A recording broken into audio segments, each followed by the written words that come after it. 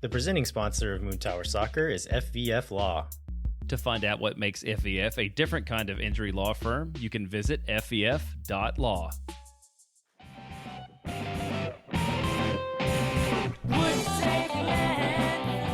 Hello, friends, and welcome to Swoontower Soccer. I'm your host, Mike Cragnola. And I'm Steph Cragnola. And we are all about the boys. All about the boys and the dogs. And all sorts of things. We're about the boys. We're about their moods. We're about their outfits. We're about their social media presence. Yeah, we're about the ref lockout being over. Let's go. Let's go. Very excited because there is a bunch of Austin FC drip that I cannot wait to purchase and look good in.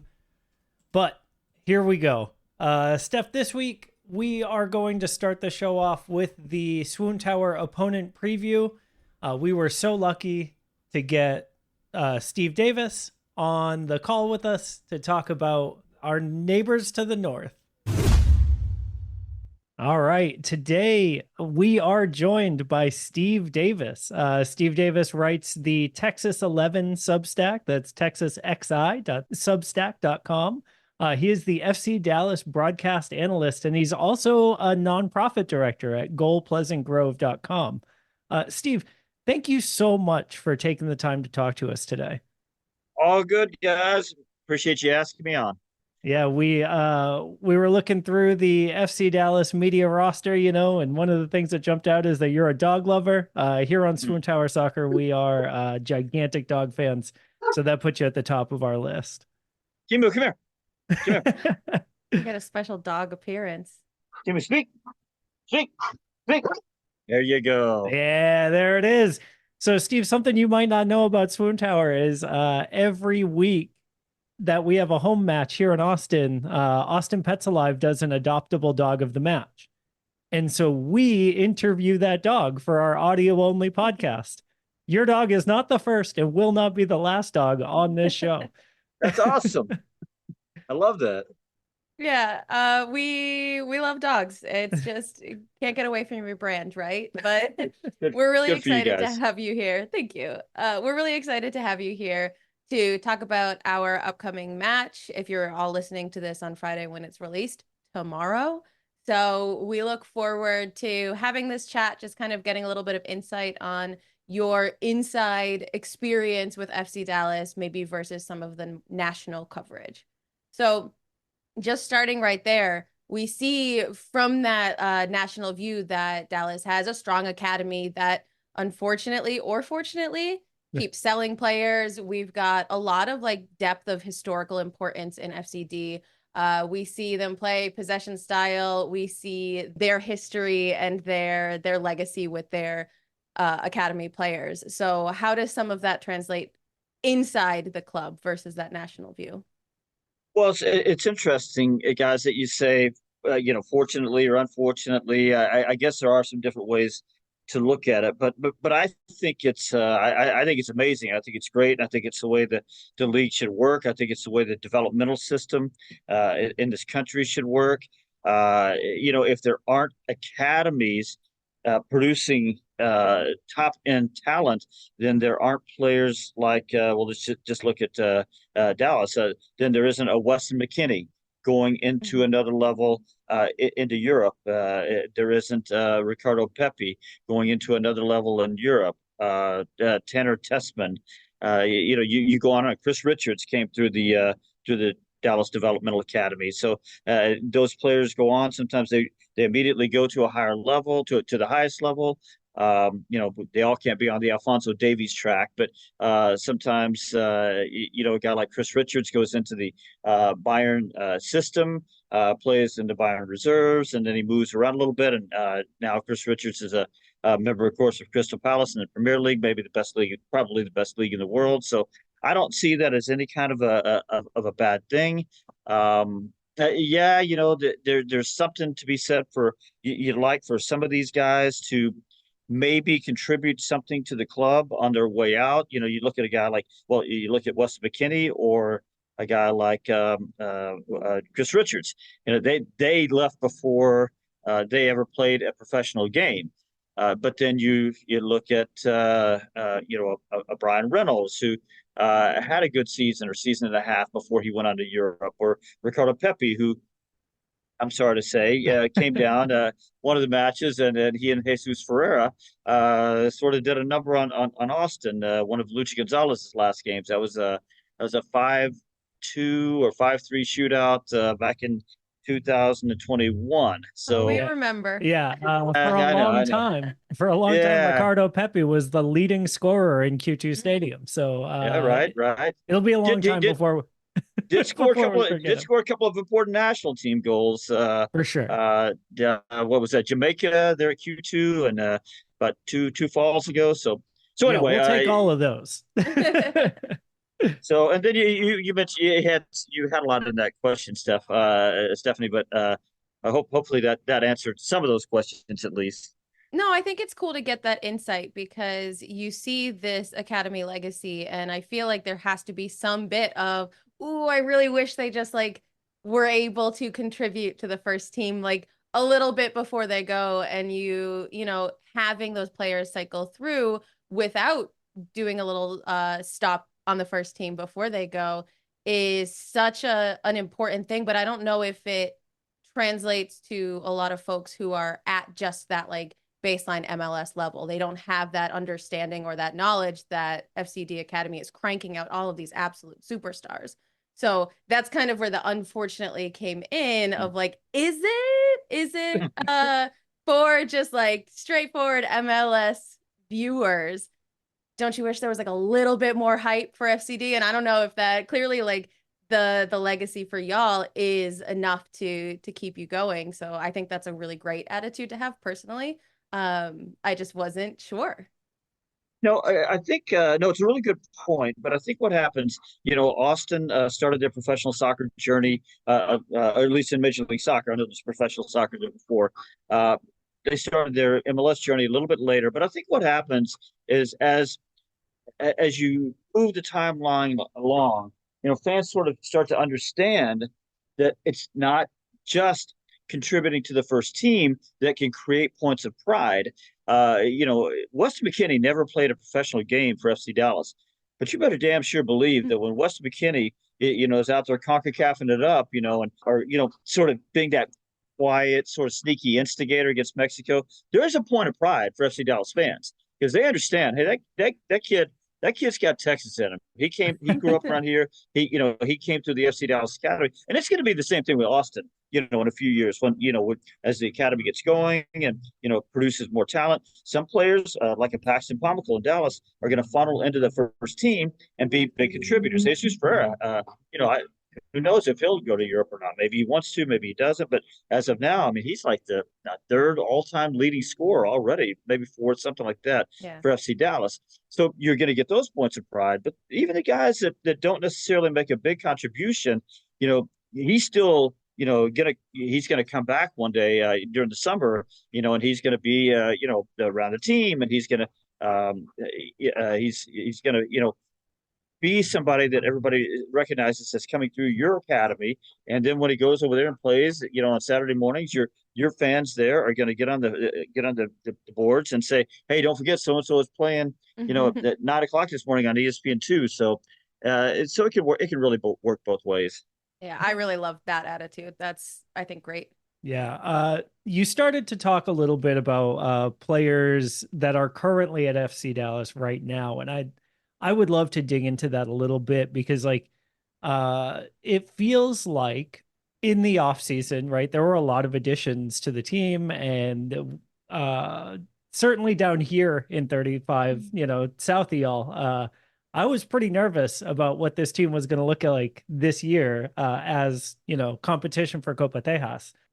For you, who are the most important players on the team this year? So you start with a guy like Jesus Ferreira. We just talked about a little bit. He's a guy that has. Heck, he started a U.S. national team World Cup elimination game. When they played the Netherlands. Jesus is interesting this year because he was so good toward the front end of last year. Then he sort of tailed off, and I think he lost some confidence. And then he comes into preseason ready to go, immediately hurts himself in a really early preseason match against Leo Messi in Miami. Doesn't really have a preseason. Now he's back, but so far he hasn't really found his feet. So still a really important player, but just hasn't really gotten himself going. Still an important player. The other guys. Can we talk about Jesus real quick? Because I know it's your show, man. You talk about whatever you want. So I know he's been kind of played a lot in a lot of different positions up and down the attacking band. Sometimes as that number 10, sometimes as the lone striker, sometimes paired up with another guy. Where is he playing for FCD right now? And in your opinion, where should he be playing?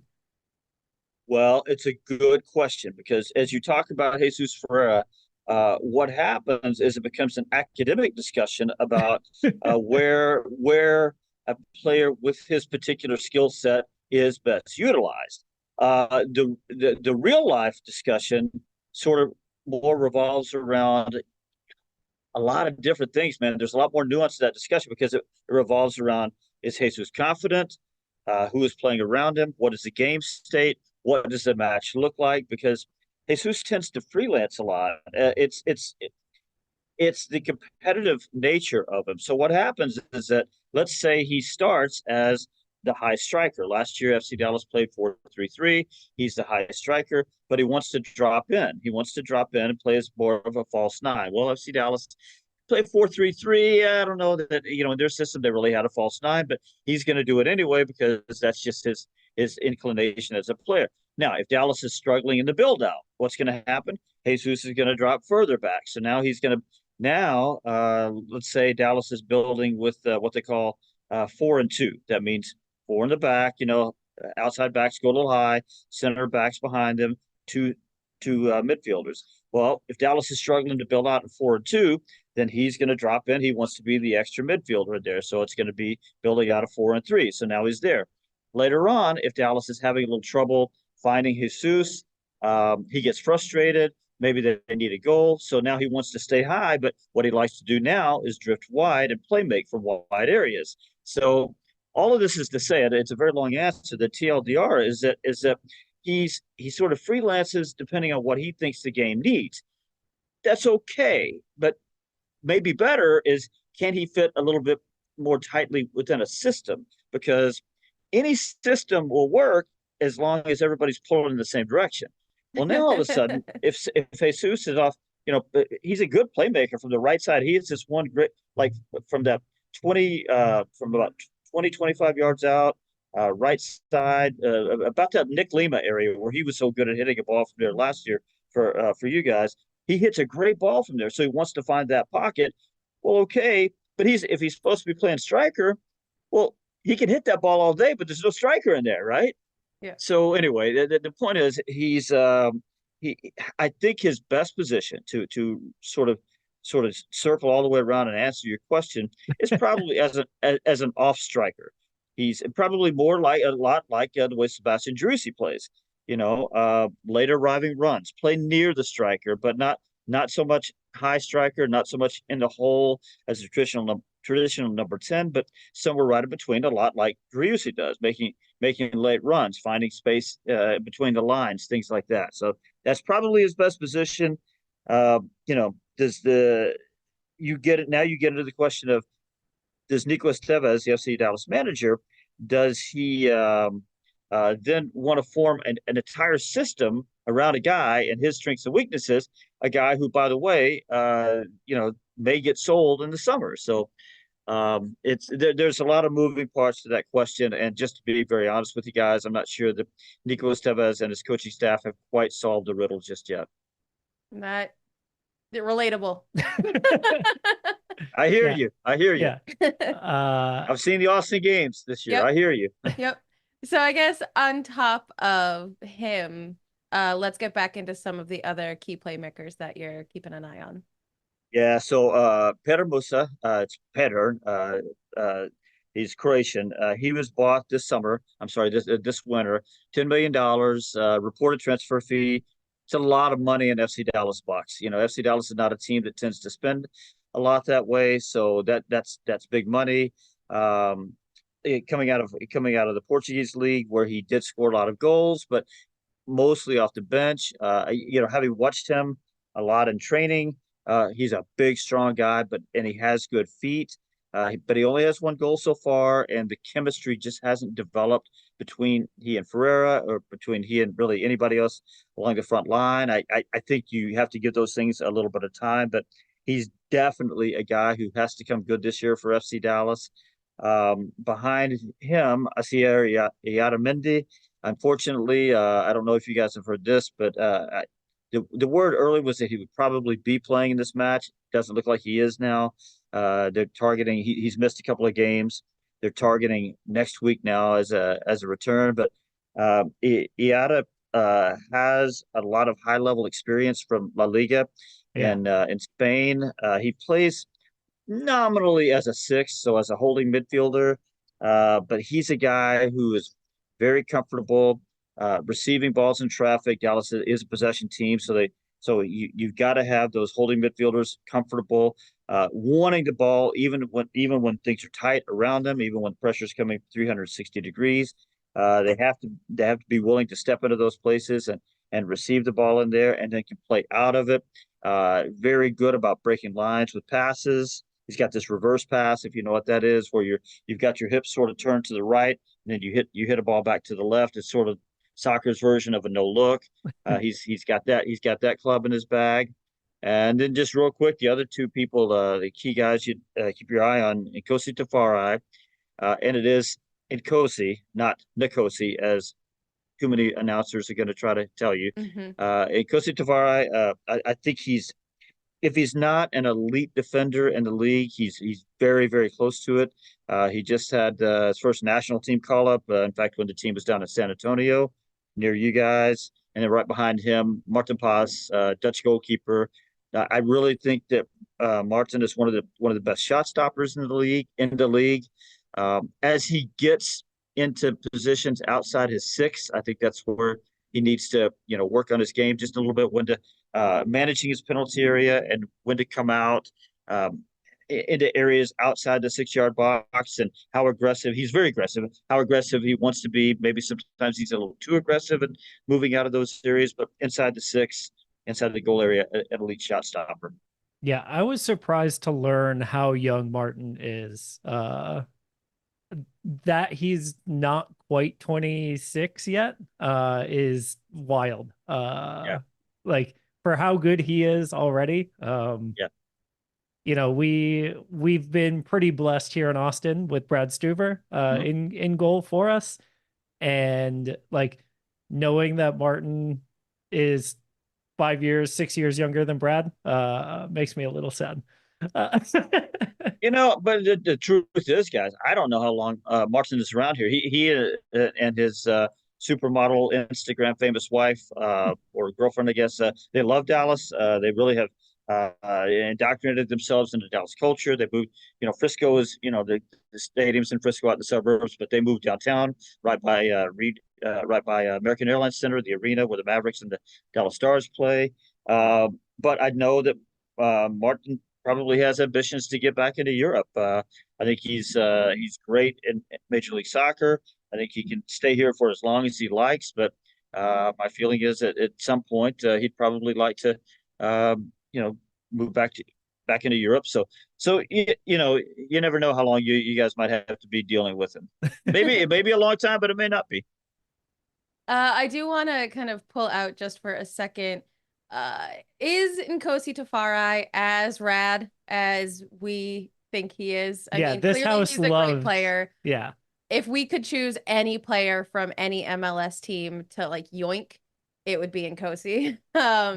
So just like as a player, as a personality, as a member of the FCD community, like, is he as cool as it seems like he is?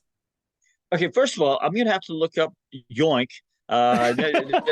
It's a verb I haven't heard, but I don't think it means anything dirty, but I think I got the context. It's a deep cut MLS transfer, reference. Like, okay. It's like Gam, but different. Okay.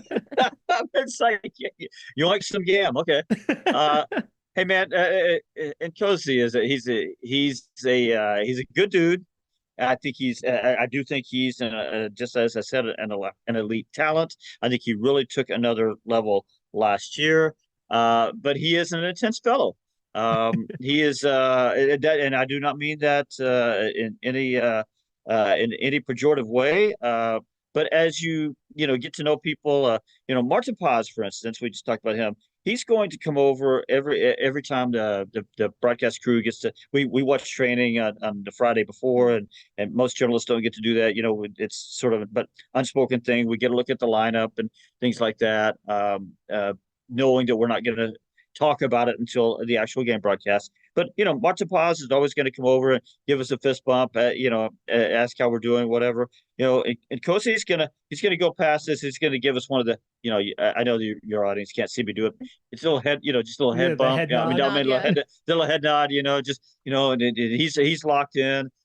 So that's more him. He's a guy though that on the field. Last year, he started to develop this part of his game, and this year even more so.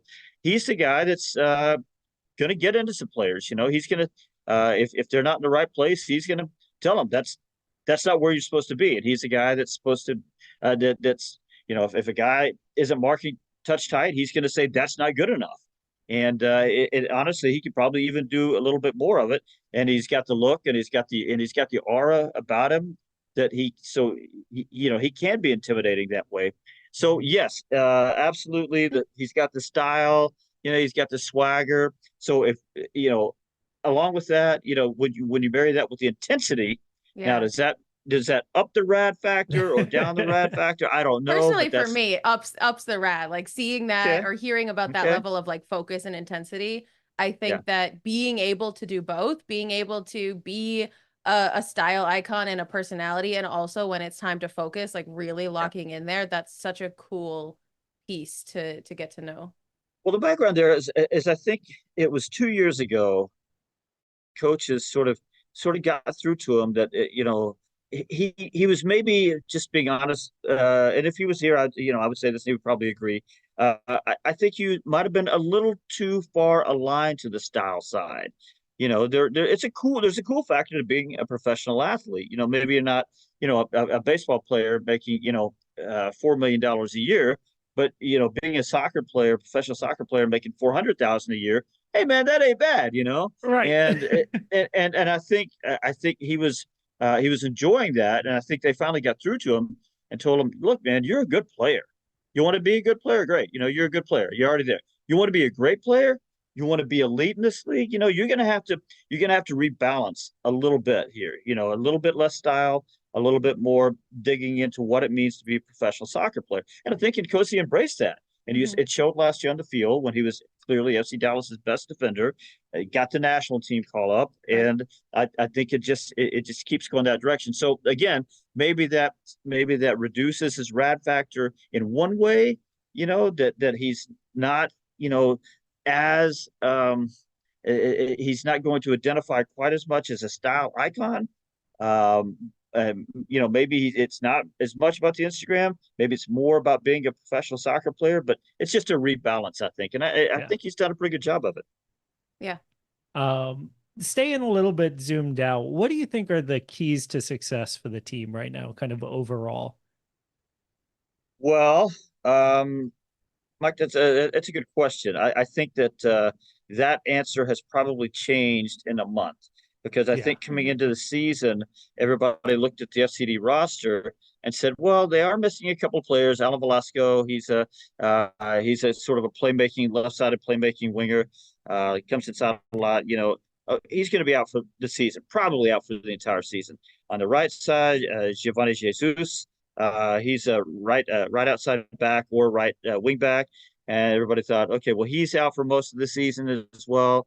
But, they still got a good roster, and they got the big striker coming in, Jesus Ferreira. Paxton Pomykal is a very good player. Paxton Pomykal, one of the midfielders, on and on. Well, now, Paxton Pomykal is just, announced the other day out for the season. Jesus Ferreira hasn't found his feet yet. And the net out of all that is, Dallas is struggling. Dallas has lost 3 games in a row. They've only won one because Dante Sealy, a left-sided wingback. Dante Sealy hit a very, very, very late game winner against San Jose in the opener. Otherwise, they would have drawn that one as well. So, you ask what the key is, man. Right now, honestly, the key is just stabilizing the ship.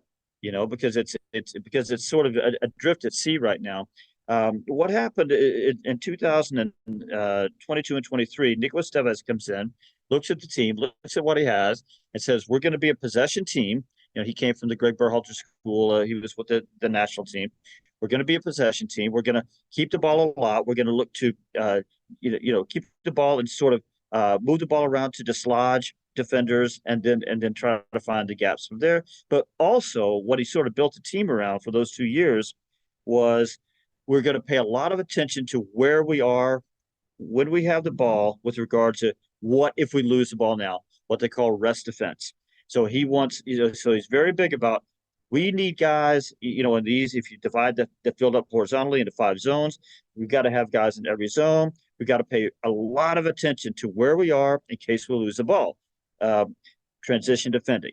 Right now, to be honest with you, Austin is having a huge problem with transition defending. Yeah. So this is what Dallas concentrated on. We're going to be hard to score against. And then for 2 years, they allowed 37 goals in 34 games.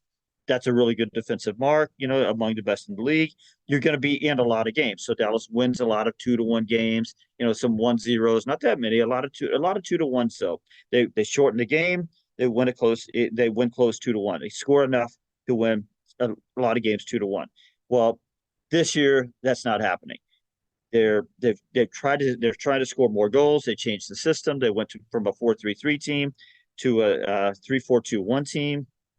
We can talk about that a little bit if you wanted to, but essentially now they've got they overcorrected. You could say they tried to try to get more shots on goal, more shots on target, more attack, more goals. You can do all that. You can change the system. You can tweak your personnel, but there is a cost, and the cost in this case has been great because they're allowing way too many goals right now.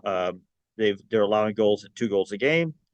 If you're allowing 2 goals a game, you will not make the playoffs. It's just that simple. So the answer to the question, the very long answer to the question is right now the key is just stabilize things. Get back to being harder to score against. And a lot of that is just paying attention to the nuts and bolts of defending, competing, winning balls, being positionally sound when you do lose the ball, not getting beat in transition, things like that. That's the key right now. It's just stabilizing things. Yeah. And then one name I didn't hear mentioned yet in this call, which to me is wild because he was like top of my fantasy team every week last year. Marco Farfan. How is he? Is he going to make an appearance this season? What is going on with Marco? Marco's a good dude, man. He's a really good dude. No, he's just been hurt, and he's a valuable part of the team. Now the question is, it going from a 4-3-3 team where Marco was absolutely 100% the starting left back. That was his position. Nobody was good enough to touch him. Sam Janko came in last year, but he was a depth piece and ended up playing some different positions. Marco Farfan, for me, is one of the best defensive left backs in Major League Soccer. Now, going forward, he's going to give you something, but he's not elite going forward. But as far as a defensive guy, locking down that one side, he's terrific. But he's just been hurt. And the other thing is going to a 3-back system. Now, is he going to really thrive as a wing back over there? Because he's not an elite offensive player. Maybe he'll do okay. Maybe on the road when you go a little bit more defensive and your 3-man back line is really more of a 5-man back line. I would anticipate seeing him some there, maybe even this weekend. I'm not sure. But he also, when he was at LAFC before, he played some left center back. So I anticipate that we might see him some there. You will absolutely see Marco. The last time I was at training, it was week before last because they were idle last weekend. I saw Marco on the side, and I said, and he was still running on the side. I said, Marco, I saw you last week. You said you're going to be out there, not over here with me, not on the side. not running. You're going to be joining the team. He's like, Steve, I'm dying to, man. So he's back training with the team now, and it sort of surprised me, guys, if you didn't see him at least off the bench this weekend. Cool. Yeah. Just his presence was always like, okay, cool. That's a clean sheet for me. And so, yeah. And then I guess the last question is kind of what is the local narrative around Dallas right now? Around the team, kind of what is the vibe in the stands? What is the vibe from the beat? Like is their current form, that win and 3 losses, is that like starting to hit people? Is that, what's it like over there? Man, you could say it's starting to hit people, or you could say it's been a Conor McGregor level hit to people, because yeah, man, it's a little from the fans, it's a little grim right now. And as a writer, going all the way back, I wrote for ESPN and then for SI and then for NBC, and I always sort of prided myself as a guy who was trying to provide context and nuance and not just be overreaction guy, not be hot take sports guy. And so I am still trying to tell people it's a long season. Major League Soccer's permissive playoff structure allows you to, yeah, honestly, you can stink for a little while, and same with Austin. I mean, look at Sporting Kansas City last year, right? Like they didn't win until May. 10 games without a win, right? So and they still make the playoffs. So you can absolutely do that. Now, what you want though are signs. What you want, and what I wrote on Texas 11 is it's not a must win for Dallas to go down to Austin. It's a rivalry game. Austin's going to be up for it, the fans are going to be up for it. They could lose and still walk away feeling like things are moving in the right direction. Now that's a tough needle to thread, So it's better if they can go down there and get a draw. Certainly, if they can get a win. Now you really have something to hang your hat on and feel better about. But mostly, what they need to do is just play better. Not allow silly goals. Create more chances. If they go down there and Brad Stuver absolutely stands on his head, and at the end of the game, you see FC Dallas had 8 shots on goal, and XG of 2.4, and man, if Brad Stuver wasn't world class in this one, they would have won. But at the end of the day, it's a 1-1 tie or something. If that happens, I think everybody they get back on the plane feeling like, okay, things are at least heading in the right direction. And I think the fans would say the same thing. So again, these conversations, it's not just, win good, lost bad, or anything like that. There is a little bit more nuance to it. And because it is a long season, if they lose 3-2, but Jesus Ferreira comes out with 2 assists into Peter Musa, who's got 2 more goals now, everybody says, oh, well, now the chemistry is developed. At least we see the chemistry there. Yep. Things just need to move in a good direction. Can you just take all that and put it in like a little TED Talk and put it on YouTube, and then we can just send it out to every team? I just feel like it's such a healthy, nuanced take to having a little bit of a loss streak. And obviously some teams are in much longer loss streaks than others, and it's easier or harder to have that perspective. But I think it's a really nice reminder that it is a long season, and that things can turn around, and you want to just look for those positive signals and tease them out when you can. Oh, that's so cute that you guys think supporters want healthy nuance. I know they don't want it. I'm just saying they need it. They do. No, they want the empty calorie. They want the immediate gratification. They don't want yahoos like me telling them to calm the F down. No, it's so true, and it's really interesting as a media person that you do feel like people need to know these things, and yet they don't really want it. So I don't know. I I haven't cracked that code, man. threading that needle, right? Of like, you give them what they Yeah. want, but also like what they need. Yeah, And yeah, but indulge them a little too. yeah. Yeah. I know for us, it's been a little bit hard this year. We haven't quite been healthy in the midfield, and we've been playing some guys out of position because of that, and like that connection from the back line to the front line hasn't really been there, right? We've been making do, and so on our end, honestly, at this point, Steve, what I'm hoping for from Austin FC is that Danny Pereira plays in the six. Like that's it. That's if that happens, I'm gonna be happy. I get it. uh, No, I've seen the watching games. I get him, it.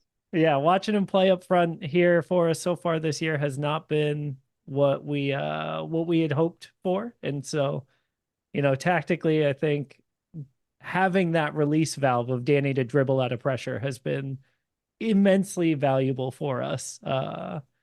But we haven't had it yet this year, so we'll see. Yeah, no, definitely moving the ball out of the back, especially on the right side. It's been not to rub it in, but it's been a little bit of a disaster. So Yeah, that was kind of That my was fine.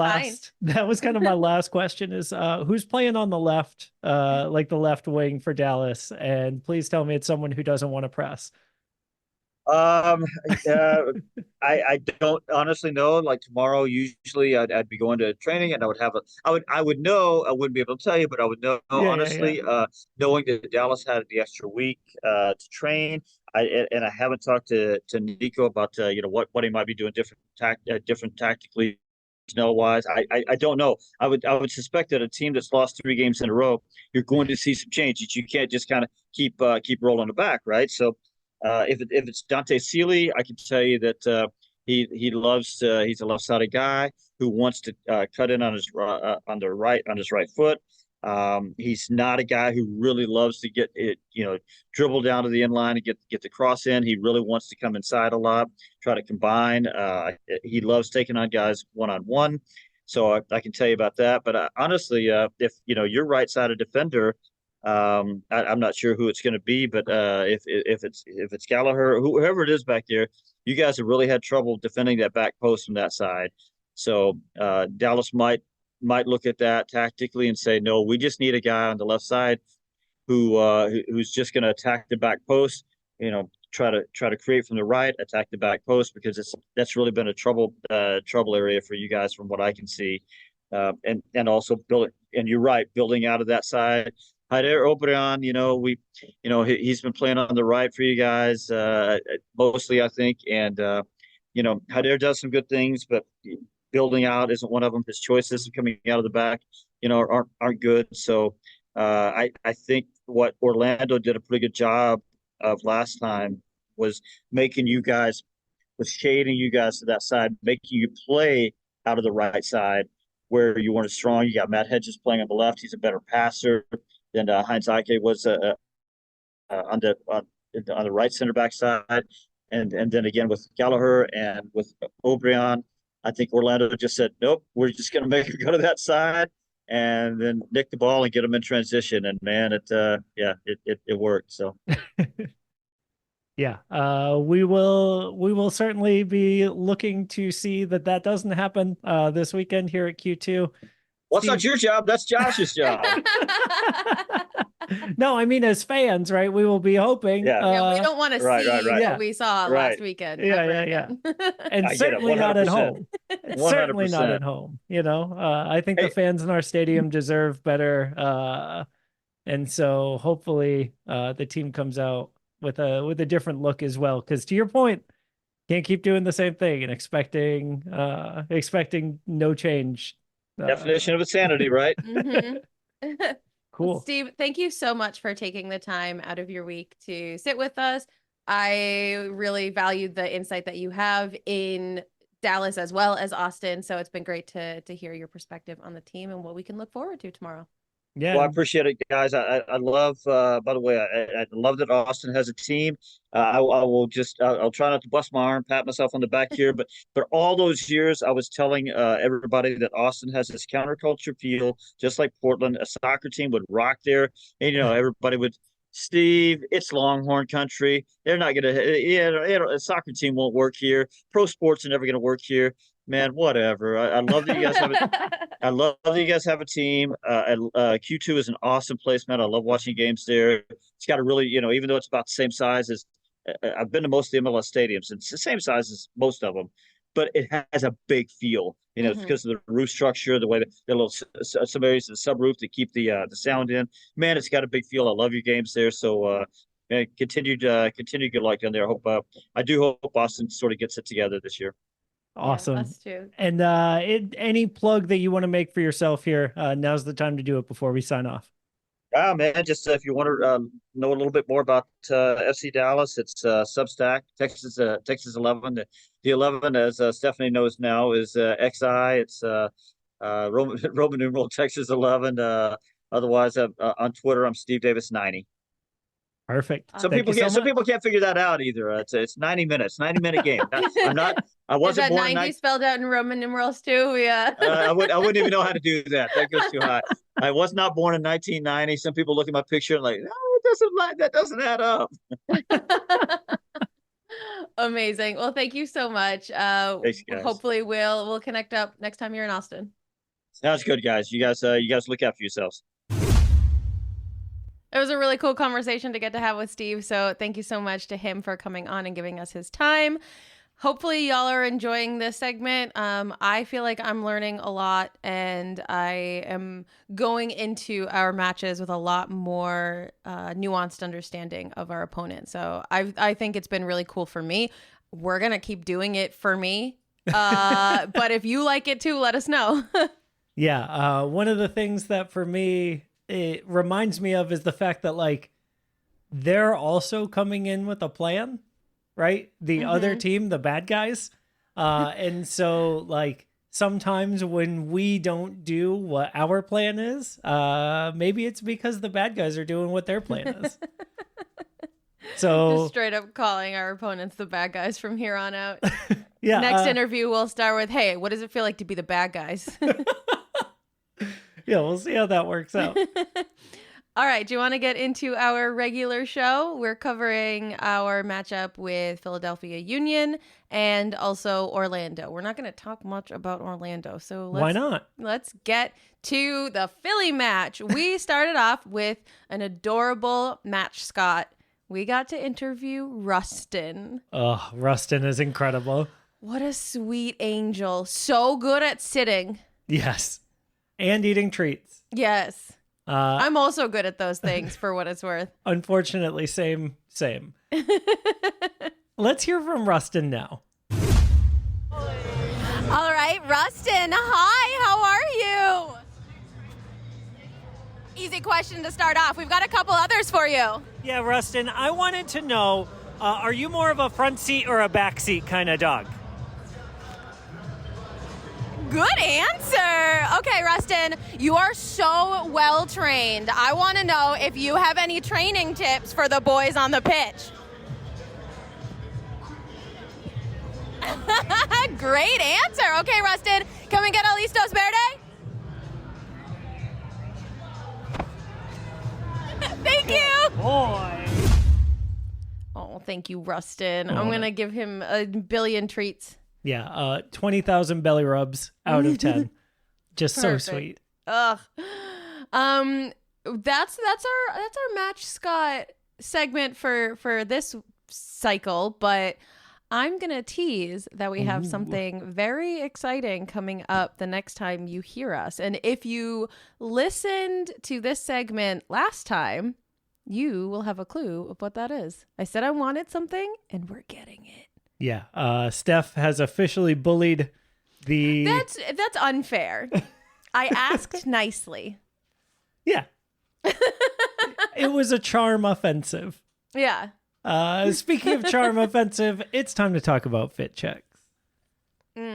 I am very curious about one specific aspect of this week's Fit Check, Stephanie. Because we haven't gotten to talk about it at all, where do you stand on Sebastian Driussi's hair? Is it like a divisive thing? I don't know. Oh, I think it's fine. I love it.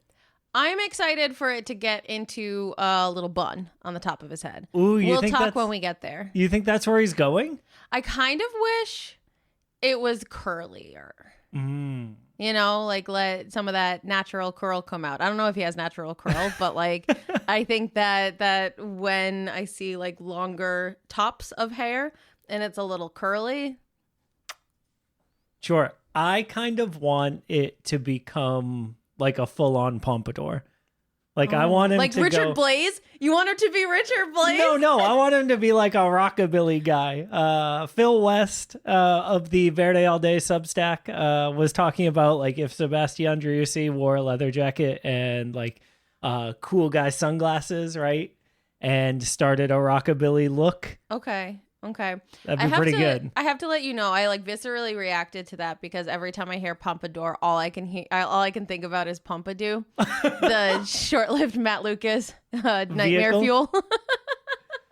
No, I meant, the rockabilly look. But I like when I think of a good Pompadour, or like Matt an Lucas? aggressive. No. That was an.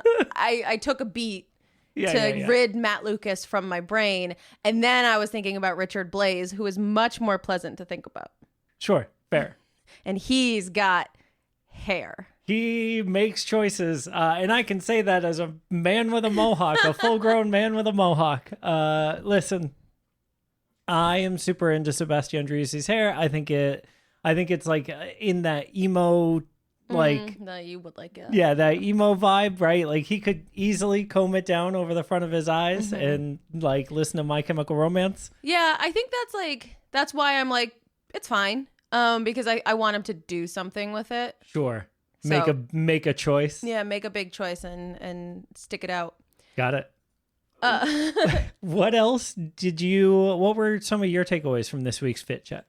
Okay, a couple things of my takeaways. I think we've seen this shirt on Jossie several times, if not like every week. Look. Do you think he has a different shirt? I think this shirt is his peak Texas shirt. You know, like that is the most Austin looking man, other than maybe Brad Stuver in this entire set. So Yep, that's fair. He is wearing the same. I think he and Alex Ring and Brad are all wearing the same pants. If not the same pants, like very similar, very close. Like slight variations on color, but they're pretty close. I do want to talk about Brad. I feel bad for Brad because I feel like I give him a lot of crap in this segment a lot of the time. And to be fair, it's his fault because he's busy wearing khakis. But this week, he's my favorite fit of the week. That hoodie is incredible. The hoodie is amazing. I don't want it, but I want hoodies that look like it. You know what I mean? Because like I can't. You don't want to match Brad? Well, I mean, I would love to. I just think it's too much. For you? To wear exactly the same clothes as Brad Stuver. Oh, sure. Yeah. My favorite outfit of the week is Brendan Hines Ike. Oh, his Justin Timberlake jeans fit? His Canadian tuxedo? This is not a Canadian tuxedo. This is a blue shirt and blue jeans. It is not a denim shirt. It looks very soft, and it looks very good. Steph is leaning close into the screen to watch this video. Oh, yeah, I guess. But it is not a denim shirt. It is just a button-up shirt. You're right. Yeah. I looked at it, and I thought it was jean on jean on jean. So in 2010 in Madrid, it was like the peak of fashion to wear monochrome everything, head to toe, same color. And that's what this reminds me of, is a very European, it's my blue outfit vibe, you know? Yeah. And so I really like it. Nice. I do like Seba's outfit. I think that he looks so comfy. He looks like he got up a little late and has to go run an errand.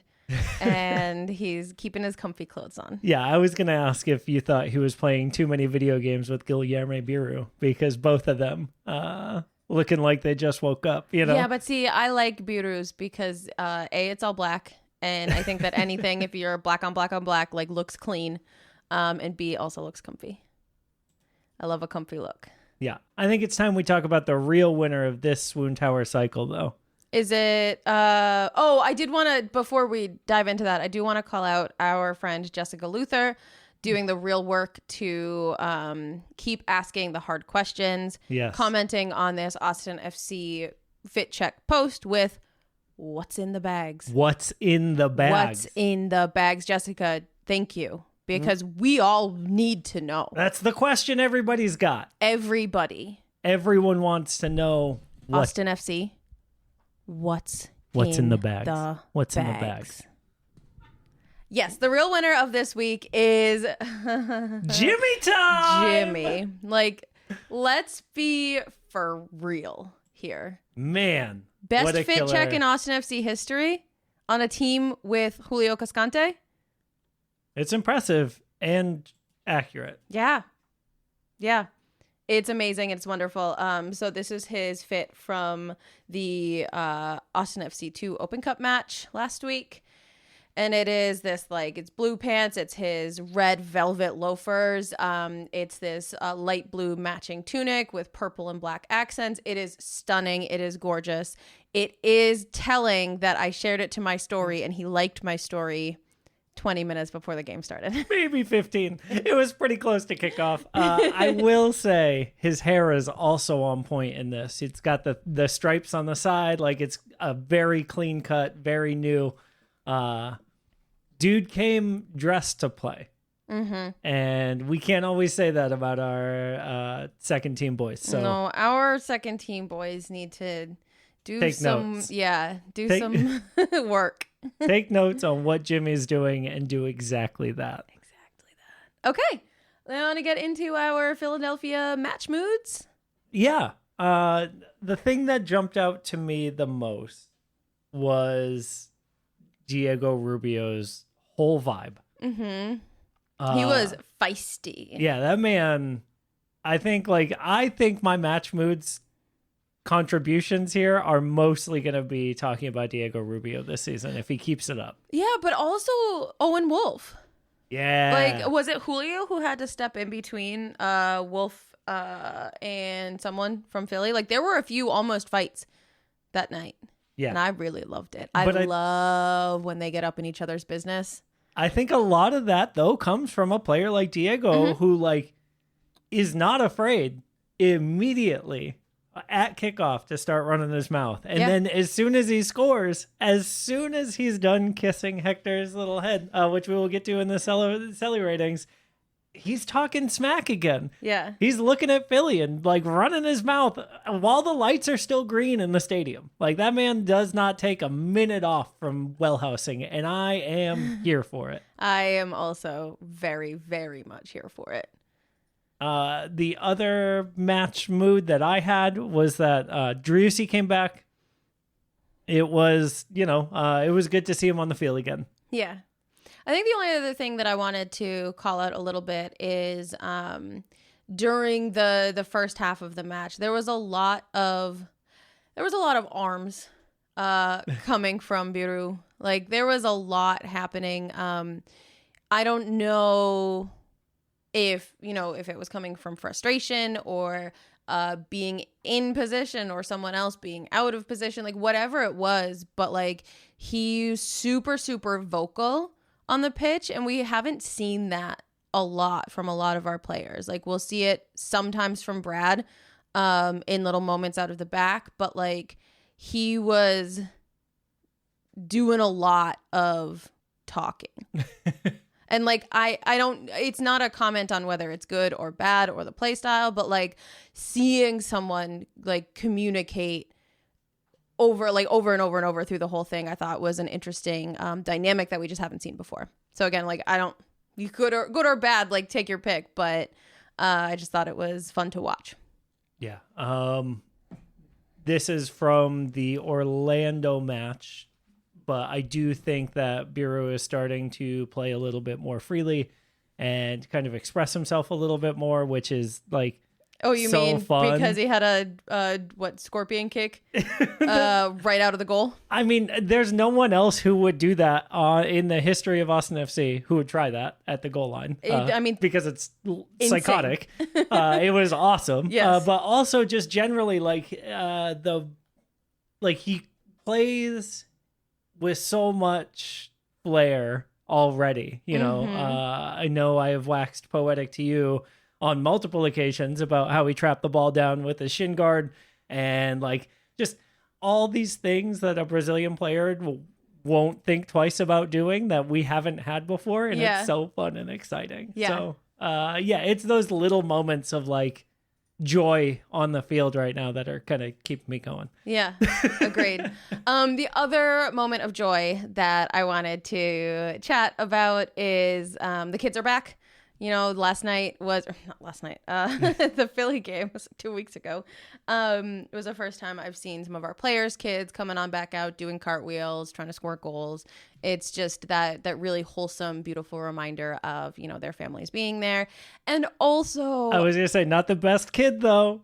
Also, I know they're the enemy, but Gazdag's kid, like, I mean, all of 1.5 feet tall, running around the where the visitors exit, right around where our seats are. There's that row in the front. Section 108. Yeah. And he was running around giving high fives down that row. He was signing autographs. Yeah, this tiny little baby picking up this pen, pretending he's dad, signing autographs. Oh, so cute. And I mean, kudos to all of the folks who were down at the front of 108 who were clearly just like loving it and giving this kid all of the attention in the world. He fell on his butt because he was like running around trying to do high fives and is a baby, so it has no coordination. Like, he fell on his butt so many times and they were all just like cheering him on. It was so cute. He was living his dream. Oh, it was the best. I loved it. It was pretty good. It wasn't the best. It was no backflip. Oh boy. All right. Well, let's get into our Sully ratings at that. The first goal that we had against Philly, because those were the only goals that we scored in this cycle, was Diego Rubio scoring that goal right in the box there. And immediately runs over all ears to the supporter section to hear them singing for him. He's fist pumping, he's screaming, he kisses Hector's head so soft, and then immediately starts talking trash again. Yeah. I'm gonna give it 7.5 out of 10. You know it's a 9.5 out of 10 for me. Oh, boy. Like the vibe. Peak Diego Rubio. Yeah, good vibes. Needs a little bit of that special sauce, amplitude. Know? Yeah, he needs to backflip it up or something. Just give it a little zhuzh. Yeah, somebody needs to backflip quick, please. And then we had John Gallagher's goal celebration, which was really, really sweet. So he did his normal finger to his temple. Ran over to the corner. He got all of his hugs, and then you can see him calling for, like, doing like the shape of a ball. He's calling for a ball, trying to track one down so that he can do the pregnant baby celebration. Yeah, we love the baby celebration, and he points to the baby like how he normally points to his head, but he pointed to his fake baby tummy. So good. Yeah. I liked this one because he didn't suck his thumb at the same time. That one always makes me weirded out. Agree. The pregnant baby one weirds me out, but just pregnant, I'm fine with. I'm going to give it an 8.5 out of 10. The restraint of not sucking your thumb, that puts it up there to 9.5 out of 10. Let's take an ad break. Swoontower Soccer is brought to you by our friends at FBF Law, the official injury lawyers of Austin FC. FBF is a different kind of personal injury law firm dedicated to community, transparency, and client education. And they have their own podcast called Summary Judgment. Check it out wherever you get your podcasts. You can go to FVF.law to find out what makes FVF a different kind of injury law firm and why understanding your legal options can dramatically change the outcome of a case. Once again, that's FVF.law. Our premier sponsor is McGuire Woods Consulting, helping clients in public affairs space from lobbying at the local, statewide, and federal levels to digital and communications campaigns across the country. McGuire Woods Consulting has offices in 10 MLS cities, but only advertises on this podcast because it's the home of the two-time reigning Copa Tejas champions, which is the most important trophy in professional sports. Contact our friends at McGuire Woods Consulting at mwcllc.com for more information. All right, we're going to dive into our social media standouts. And as we get into this section, it's going to be a short one today because a lot of the boys just aren't on social media past couple weeks. And I think that it's clear why. When you see Austin FC post themselves, like just flooded with trolly, why are you smiling if you can never win comments, I think it makes sense that we're not seeing a lot of personal stuff from our players. Yeah. Once we start winning again, I think this segment will become a little bit more full. But in the meantime, we do have some things that we can talk about, which is great. Yeah. And in the meantime, if you want to add me to your close friends lists, boys, and share all of the stuff that's going on in your lives, I won't snitch. I promise. I won't even say mean things. I will just love absorbing your wholesome, beautiful lives. So that is at Kruggles on Instagram. If you want to go ahead and at CRUGGLEZ, close friends list, I got you.